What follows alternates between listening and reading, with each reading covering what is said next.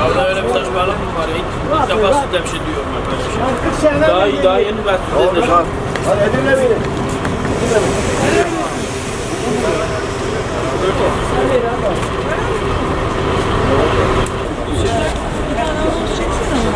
Paketi gönderiyor.